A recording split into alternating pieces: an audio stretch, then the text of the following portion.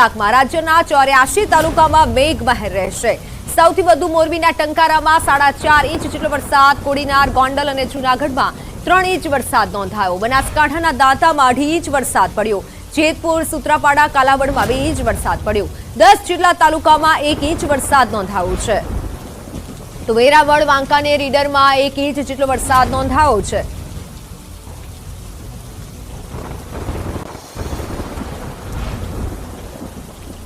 તો પ્રથમ વરસાદે જ વેપારીઓને રડાવ્યા છે। સૌથી વધુ મોરબીમાં વરસાદ નોંધાયો છે। દ્રશ્ય સામે આવી રહ્યા છે કે જ્યાં નીચાણવાળા વિસ્તારોમાં માત્ર થોડાક જ વરસાદમાં પાણી ભરાયા હતા। બનાસકાંઠાના દાંતામાં 2.5 ઇંચ જેટલો વરસાદ નોંધાયો છે।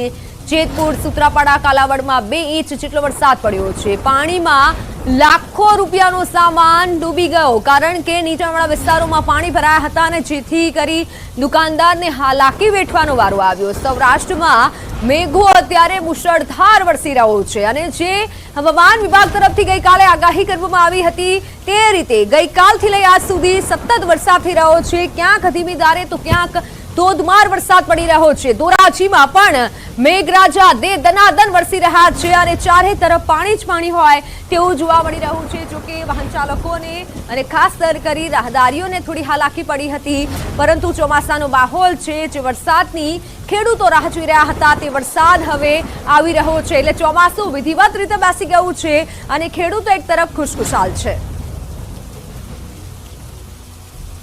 ટંકારામાં 4.5 ઇંચ જેટલો વરસાદ નોંધાયો છે। તો જેતપુર, સૂત્રાપાડા, કાલાવડમાં પણ 2 ઇંચ જેટલો વરસાદ નોંધાયો છે। વેરાવળમાં પણ વરસાદ પડ્યો છે। વાંકાનેર, ઈડરમાં 1 ઇંચ જેટલો વરસાદ નોંધાયો છે। 24 કલાકમાં રાજ્યના 84 તાલુકાઓમાં વરસાદ નોંધાયો છે। સૌથી વધુ મોરબીના ટંકારામાં 4 ઇંચ જેટલો વરસાદ નોંધાયો છે। 4 ઇંચ વરસાદમાં દુકાનોમાં પાણી ઘૂસ્યા હતા। ગીર સોમનાથ પ્રવાસન સ્થળ દીવમાં ધોધમાર વરસાદનું આગમન થયું છે અને આ તરફ દીવના દ્રશ્યો, દીવ શહેર, ગોગલા, વણાકબારા, નાગવા, બગાચી સહિત દીવ જિલ્લામાં કડાકા ભડાકા સાથે વરસાદનું આગમન થયું।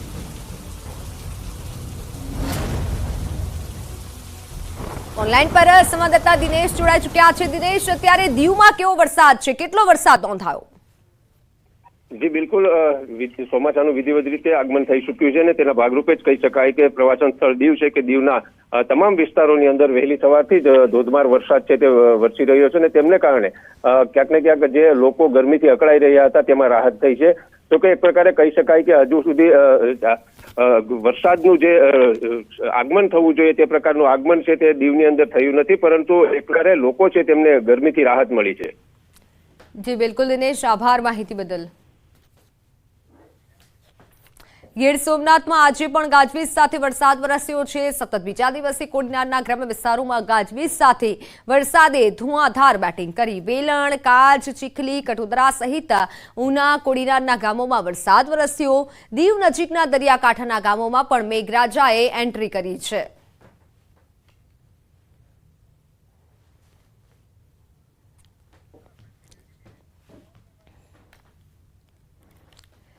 જામનગર પંથકમાં વરસાદની રમઝટ છે। કાલાવડમાં કડાકા ભડાકા સાથે વરસાદ નોંધાયો। કાલાવડની ફુલજુ નદીમાં ઘોડાપૂર આવ્યું। નદીનો પાણીનો ધસમસતો પ્રવાહ જોવા મળી રહ્યો છે, કારણ કે કાલાવડ રોડમાં જે વરસાદ, કાલાવડ ગામમાં જે વરસાદ નોંધાયો છે, ગામમાં વરસાદી પાણી ઘૂસ્યા હતા।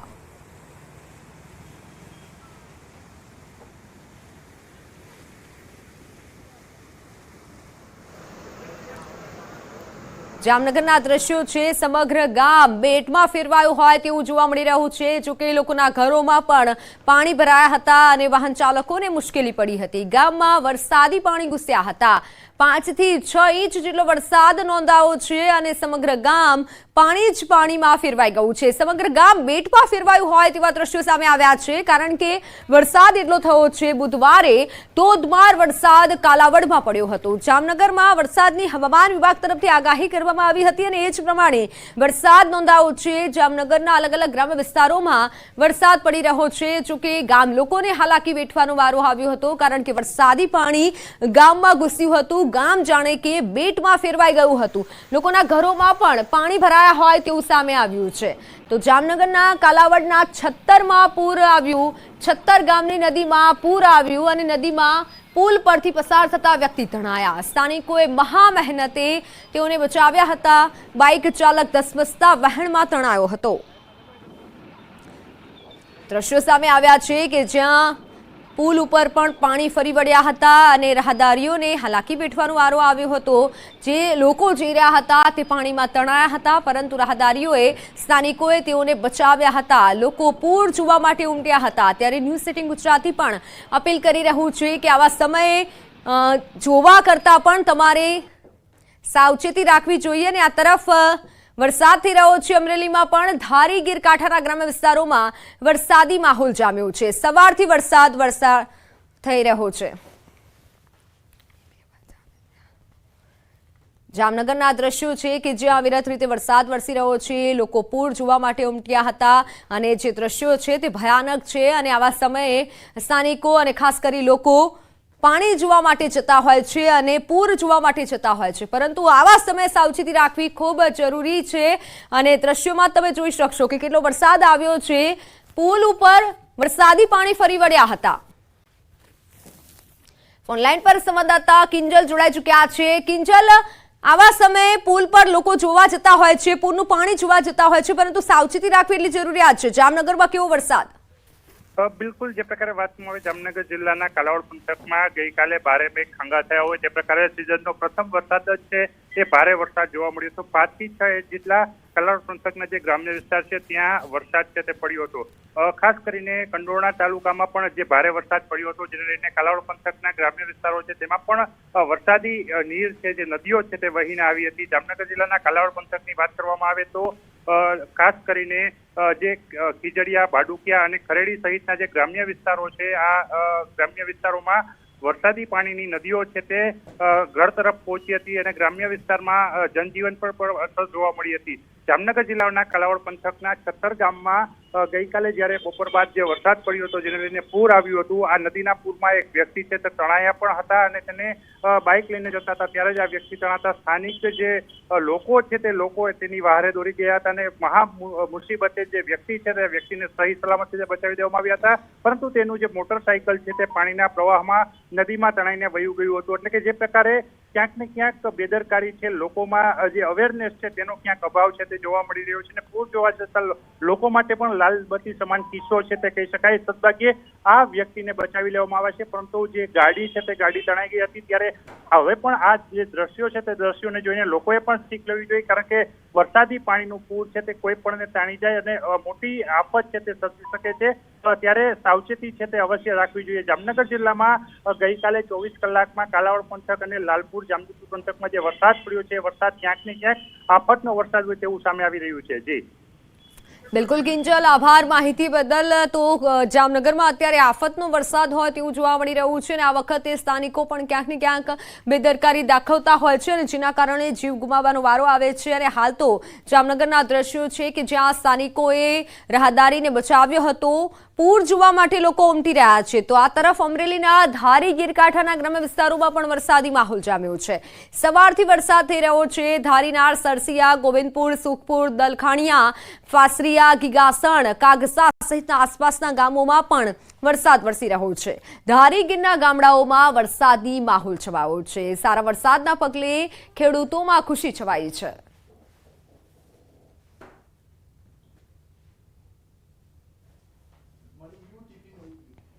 રાજકોટના ઉપલેટામાં મેઘરાજાની ધમાકેદાર બેટિંગ। ભારે વરસાદના કારણે સ્થાનિક નદીમાં પૂર આવ્યું। ચિત્રાવડ ઘેરસરા વચ્ચેની પસાર થતી નદીમાં પૂર આવ્યું। નદી બંને કાંઠે વહેતી થતા ચિત્રાવડ ખેરસરા વચ્ચેનો પુલ તૂટ્યો। આસપાસના 20 જેટલા ગામના લોકોને મુશ્કેલી પડી। અગાઉ પણ પુલ તૂટ્યો હોવાનો ગ્રામ્યજનોનો આરોપ છે। તંત્રએ માત્ર રેતી નાખી સંતોષ માન્યો હતો। અનેકવાર રજૂઆત છતાં પુલ નવો ન બનાવવા ગ્રામ્યજનો પરેશાન છે।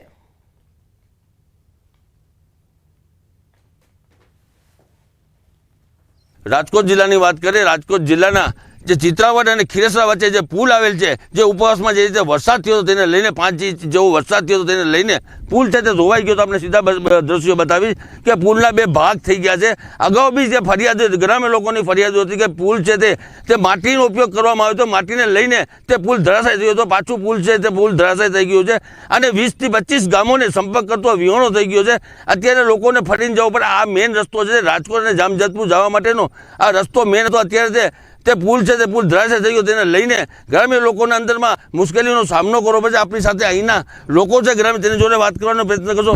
શું કહેશો, કેવો પુલ, ક્યારે કેટલા વાગે પુલ ધરાશાય? 5 વાગે તૂટ્યો અને માથે ઉપર વચ્ચે 3 ગામનું પાણી આવતા તૂટી ગયો. બરાબર છે.